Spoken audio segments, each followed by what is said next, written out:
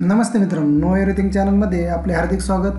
कृपया अधिक माहितीसाठी माझा चॅनल सबस्क्राईब करा, तसेच नोटिफिकेशनसाठी बेल आयकॉनवर क्लिक करा।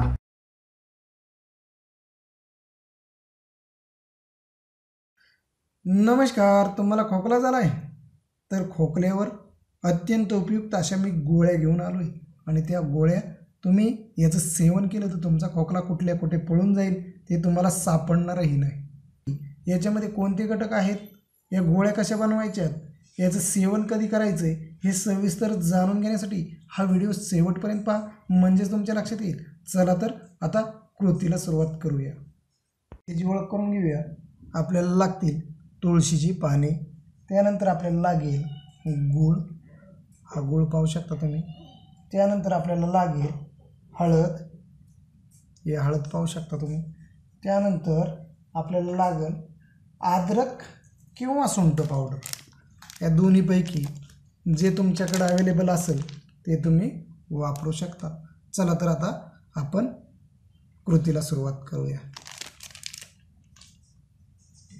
हे सर्व मिश्रण आपण एकत्र करून ते व्यवस्थित मिक्स करून घ्यायचे। तुळशीची पाने वगैरे कुस्करून घ्यायचे, आल्याची पेस्ट बनवून घ्यायची आणि ह्या सर्वांच्या एकत्रित पेस्टपासून गोळ्या तयार करायच्या। त्या छोट्या छोट्या लहान लहान गोळ्या तयार करायच्यात आणि हा उपाय आपल्याला खोकल्यासाठी अत्यंत रामबाण अशा गोळ्या यात तयार होणार आहेत। चला तर आता गोळ्या तयार करूया आणि ह्या गोळ्या खाल्ल्यामुळे आपला जो खोकला आहे तो पळून जाईल।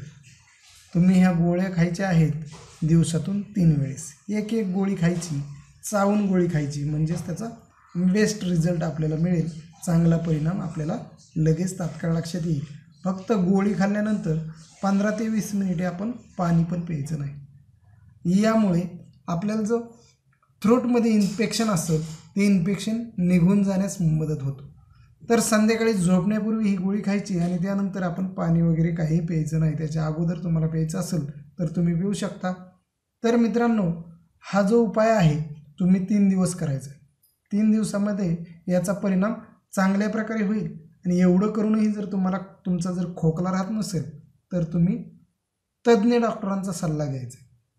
मित्रांनो, तुम्हाला हा व्हिडिओ आवडला असेल तर लाईक करा, शेअर करा। नवीन विषयासह नवीन उपायासह लवकरच येत आहे। तोपर्यंत टेक केअर, बाय बाय।